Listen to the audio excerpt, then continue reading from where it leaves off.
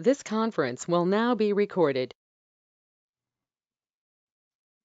Good evening. For the record, I am Michelle Berry, Planning and Zoning Administrator for the City of Manassas Park.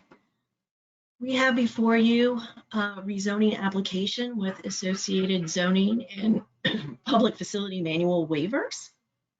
And I'd like to go through the highlights of the development plan and the application. It is Downtown Development Phase 1A as the title of the rezoning. And it is actually part of a larger development. Phase 1A is down here that you can see with the landscaping, but there will be subsequent phases, Phase 1B and Phase 2. That will be a separate rezoning application. In the future, it's anticipated that that will occur in the summer of 2020. But what we are looking at today is Phase 1A.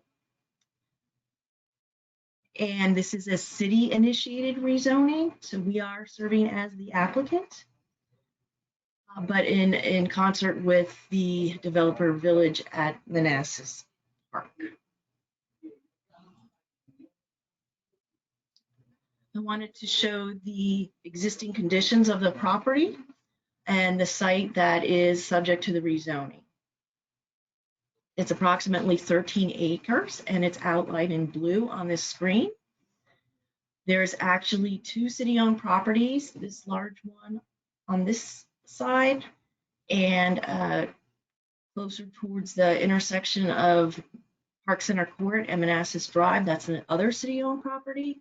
And then we have three privately owned properties in the center that are actually under contract by the developer.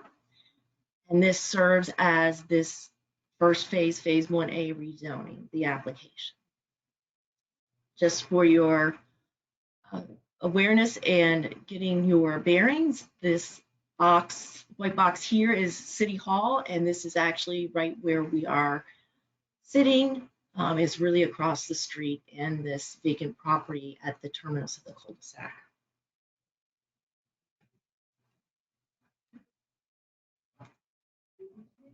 This is the existing zoning map for Manassas Park. So the subject properties are currently zoned PF as in public facilities and I1 industrial district. You can see the surrounding zoning. We do have industrial to the north and A1, which is actually the railroad right-of-way, as well as the VRE station. And then across the street, we have MUD, which is the park at 170, which is the apartment complex, the mixed-use development. And then we have industrial on the existing properties as part of the application, as well as to the south and across the street.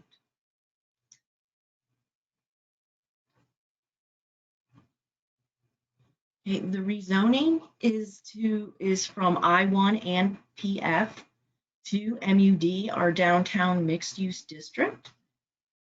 This is in the comprehensive plan as the downtown mixed-use district, or excuse me, the city center redevelopment district is overlay district in the comprehensive plan that is to serve as our downtown area where we're encouraging higher density and mixed use development. The proposal as in this rezoning, the development includes several items. The VRE parking garage, which is going to have approximately 600 spaces. Now that will be developed by VRE, the Virginia Railway Express, and they are constructing the garage.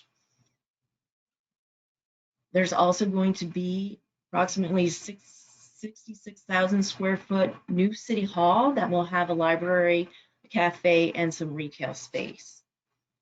One of the other major components is a public plaza area with amenities such as a splash pad and movable outdoor seating and dining tables. That will serve as the public area for this development and this phase. There will also be a separate building, a 6,000 square foot retail or restaurant building as a standalone. And then we will have the residential component, which is 172 2/2 townhomes. Here is the layout of the proposal, the development plan associated with the rezoning. The building in green is the proposed city hall with the retail and library contained in that structure.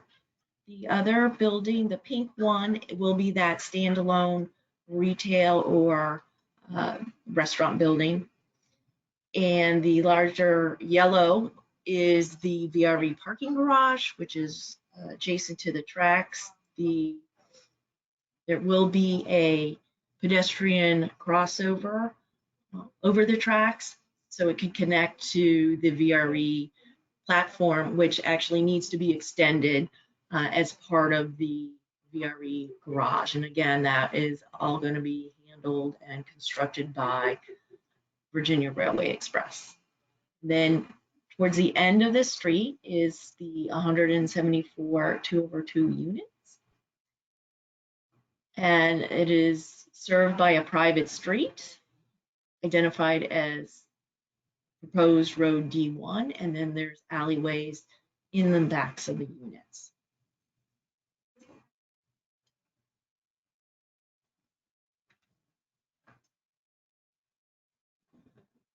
So when evaluating a rezone, when we look towards the comprehensive plan in terms of guidance for whether it's meeting the goals of our long-range land use plan. And what the city center redevelopment district requires or encourages is an integrated mix of commercial, office, civic buildings, and residential uses. Strongly encourages consolidation so there can be an integrated and pattern of mixed use within a larger area, urban public spaces, and residential that can provide a nice base for the recommended commercial area of the development as well as the entire city center. The requirement is limited to no more than 75% under the zoning ordinance for residential uses within the development, but that can be waived. And the entire city center redevelopment district is supposed to represent a great place, a place where people want to live, work, shop, and play.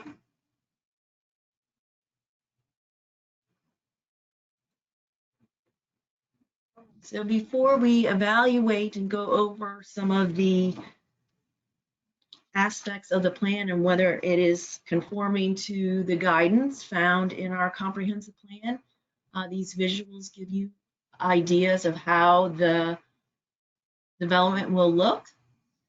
So just briefly, you can see in B, this is the plaza, public plaza area. The building in the rear, the taller building, is the proposed city hall. And the lower building, having an orange color scheme, is the standalone retail. You can see the splash pad in front along with dining tables, and then some public green space area in between. This gives gives a sense of the street from the other side, showing an urban streetscape area that will be developed as part of phase 1. And this is really viewing it from the mixed-use development across the street. Here's for C is a bird's eye view showing the city hall, which is on the left. and also this is incorporating the opposite side of the street, showing what that is anticipated to look like. Now, again, this is that side on the right side is not part of this rezoning, but this does give you a bird's eye view of what the street will look like and the street activity. And it is really the view from the VRE parking garage. You can see the cars on the top level of the garage. D is just a closer view of the streetscape and public plaza area in front of the new city hall, and kind of details some of the streetscape elements.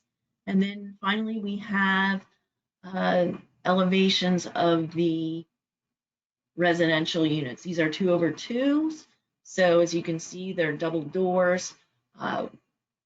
One of the units is the 2 stories on the bottom, and the other is the 2 stories on top. Each have a garage in the back. And that is going to be the potential look of the rows of these 2/2 townhomes. So for consistency with the comprehensive plan, we do believe as staff that this development is meeting the comprehensive plan guidance based on the land use that it's providing with a mix of civic, residential, and commercial uses. The community design is showing compact development, urban streetscape, along with varied building heights. And there is a public space for gatherings, that public plaza that we saw in the previous slide. And there's transportation elements to help develop the city center redevelopment district and provide a little more transportation and new roads through this area, given the urban design of the proposed development. That road will connect to the VRE parking garage, and there'll be a private street to residential units, and then intersection enhancements at the Park Center Court and Manassas Drive intersection. So given that these elements are provided in the Phase 1A rezoning, staff does believe that it is consistent with the comprehensive plan and can recommend approval of the rezoning based on these amenities. Nevertheless, there are some waivers to achieve this urban design. There are waivers associated with this development. And I'll be talking about that next.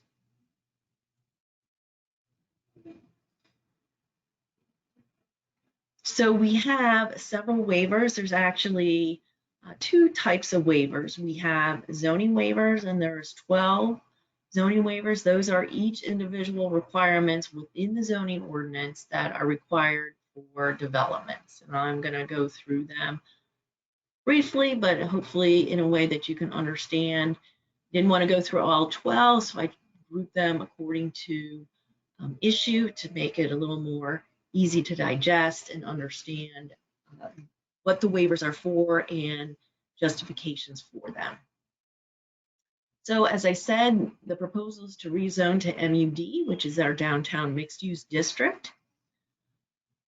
This application is requesting a waiver from the 75% residential, as I mentioned. It is an increase of up to 82% of the development will be residential. And then there is a building height minimum requirement of 40 feet. This application is requesting a building height of 16 feet. That is for the retail or restaurant building mentioned. Staff does believe these requirements are in keeping with these waivers, are in keeping with the comprehensive plan guidance, we're looking for a strong residential base to support this retail and commercial uses. So a slight increase in the amount of residential can be supported and is recommended as appropriate, as well as the decrease in building height. And this is really just for that building known as Building C. We do want to encourage either retail or restaurant use in there to get more of synergy between the mix of uses. And most of the time, that type of use requires specific square footage and layout. And we have planned that building for that use, and we believe that's appropriate given that there's a variety of building heights and trying to attract the different type of commercial uses mixing in with the residential to have sufficient street activity in this area. Other waivers are the parking requirements. Now, our zoning ordinance is really based on suburban standards. So many of these modifications are required because we don't have the flexibility to, or any zoning regulations that really fit for an urban environment. And again, so these waivers for the parking requirements are allowing off-street parking beyond 400 feet of the proposed use and reduced bicycle parking rates. Typically, the zoning ordinances require that the uses be parked on site, meaning there has to be a parking area, parking lot for the use that you're developing.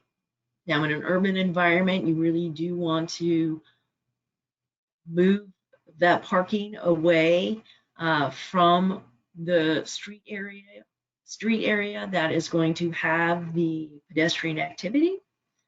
So under this application, it's requested that parking be allowed to be concentrated in an area away from the pedestrian plaza, as well as to integrate a mix of uses. So there does need to be flexibility in parking. In addition, we do anticipate that the VRE parking garage will be used as overflow or additional parking for uses within the overall development, including the potential theater that will go in phase 2, along with any kind of fairs or festivals that the city will be conducting when the development is finished. So staff does believe the parking waiver requiring on-street parking as well as a 400-foot limitation is appropriate given the urban nature of the development. For the bicycle parking, we have reviewed other bicycle parking rates in local jurisdictions, and our rates far exceed what are typical in other jurisdictions. I did look at Montgomery County and Maryland. They have stated bicycle parking spaces in their zoning ordinance, and they are well below what our requirements are.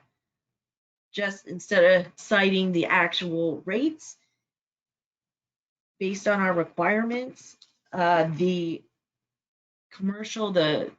city hall, along with the retail restaurant building, would generate 60 bicycle parking spaces. Staff does believe, based on our current requirement, that is excessive for the number of bicycle spaces needed. So it is being requested that the rate be reduced for commercial and residential for a more appropriate mix and a reduced number of spaces. The requesting reduction would actually require only approximately 15 bicycle parking spaces for the commercial area.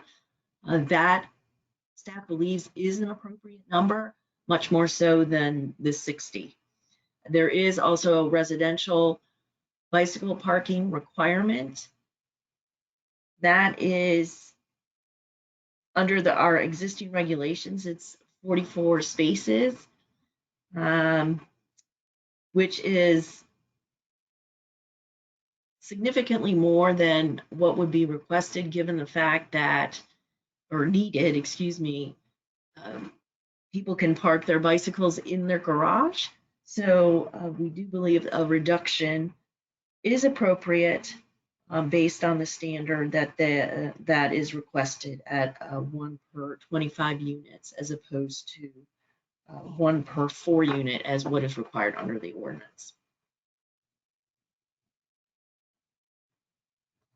Before we move on to the other waivers that they deal with landscaping, so I wanted to kind of highlight the landscaped areas of the development before we proceed onto the landscaping waivers. What they will entail are parking lot landscaping, the areas along the parking spaces, as well as buffers between different uses, which would technically be along this boundary line that is next to this truck driving school. That's not part of this application, but is actually an adjacent property. Screening and buffers are required against incompatible abutting uses. But some of the waivers some waivers are being requested to modify those buffer and screening requirements due to the layout of the development in the urban and mixed use nature of the development. But you can see there is green space being proposed as part of the development, and as shown here by the little public courtyard, and then some peripheral landscaping areas along the residential as well as the VRE parking garage. So for the waivers for the parking lot landscaping, there are actually several requirements. And given the design and layout, these waivers staff believes are appropriate. Again, these are mostly suburban design guidelines, and a modification to these are being requested. You can see them here up on the screen. There are landscape islands required throughout a parking lot to dissipate some of the heat as well as provide some greenery. A 10-foot peripheral parking lot landscape buffer is also required, and certain square footage of open space per parking space located within a certain distance of each space, and then landscaping strip adjacent to public streets.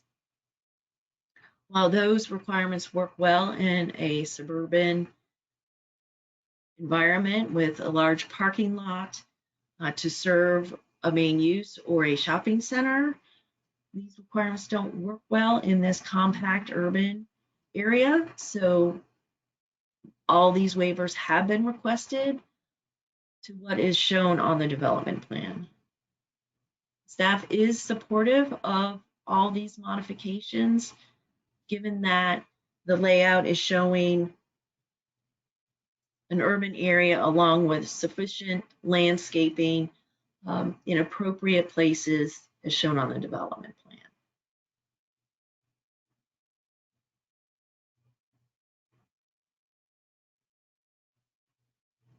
plan. The other waivers, and these are the last of the zoning waivers, are buffers and screening. Now, buffers are required, so a width between incompatible uses, the width can be 30 to 40 feet, depending on what the adjacent or abutting properties that building height is. The taller the building on the adjacent property, the wider the buffer. And in our ordinance, it's either 30 or 40 feet, depending on the building height.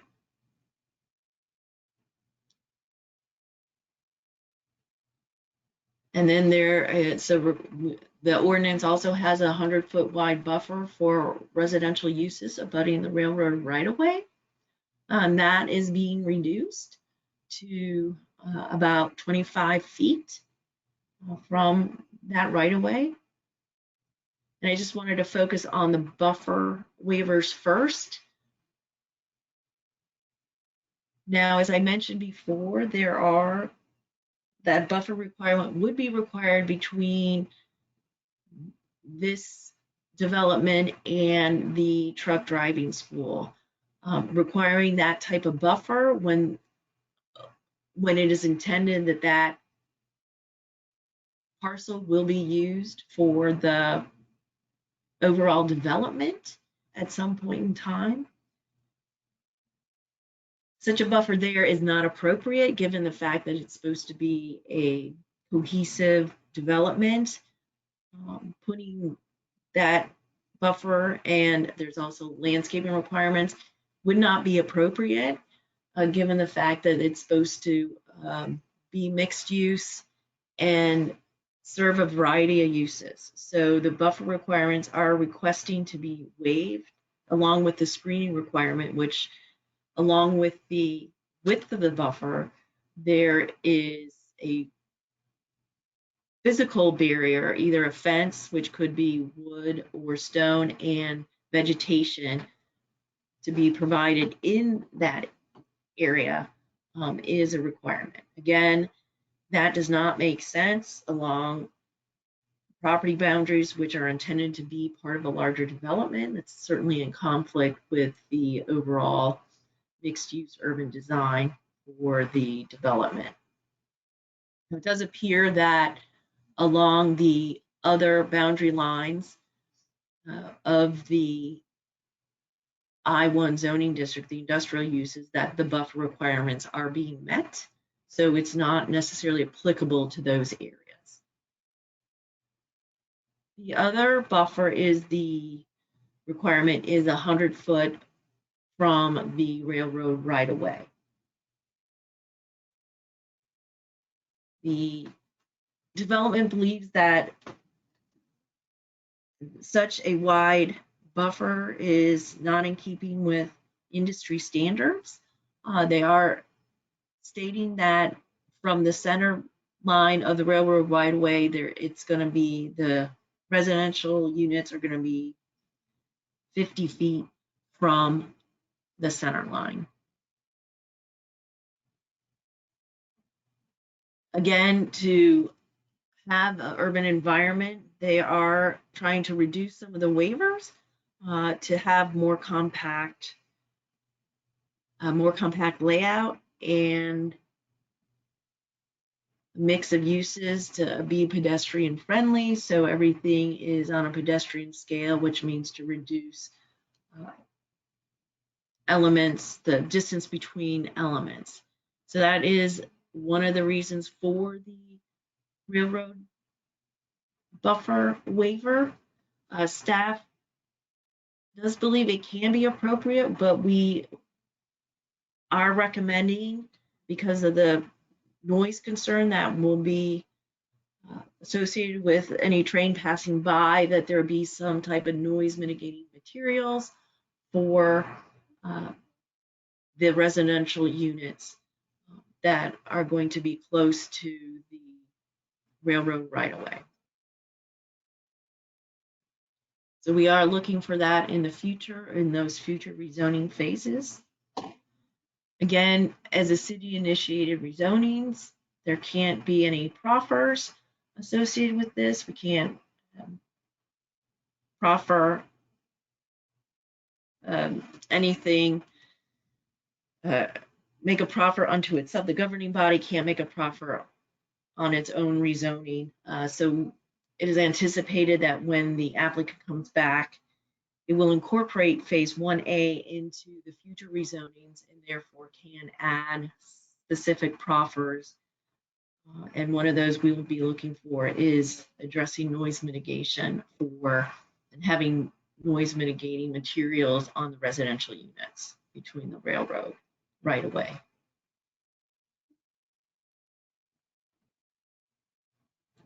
Okay. The last waivers are for the public facilities manual. Any waiver of the public facilities manual as stated in that document is required to be waived by the governing body.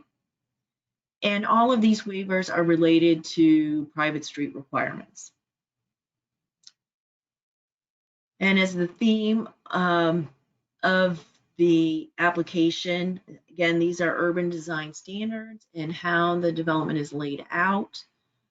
It's not really compatible with what Manassas Park has in its current requirements and its current standards, which again are based on more of a suburban model.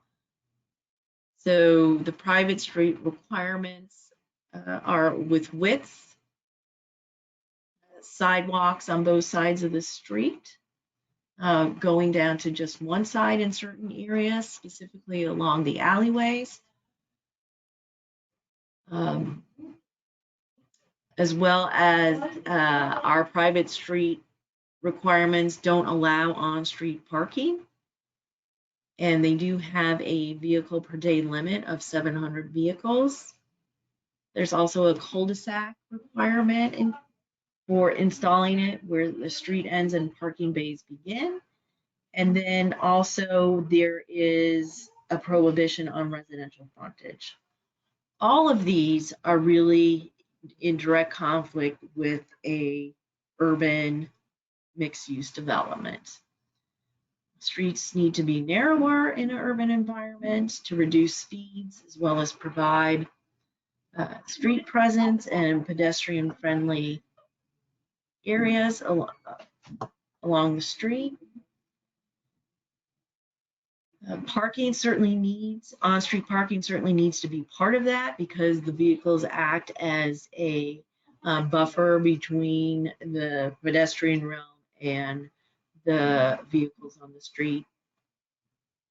Given the layout and really how private streets are being used in this development, the 700 vehicle per day limit, especially on Street D1, will be exceeded. So that is being requested as a waiver. The cul-de-sac requirement does not make any sense or logic in the way the site layout is being proposed. And in addition, also the residential frontage on a private street is certainly in direct conflict with trying to develop an urban streetscape. You certainly want your residents to front on the street to provide that street wall and establish a pedestrian area along the street between having pedestrians feel comfortable with appropriate barriers between the cars and the actual building face of the residential. That's certainly a activity area where pedestrians will be moving as well as congregating, and without having residents and these 2/2 units, not allowing them to front on the street is certainly problematic and not in keeping with the urban form.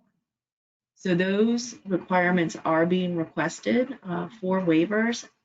Again, staff is fully supportive of these waivers. So the private street elements that are proposed as part of this development can be realized. And so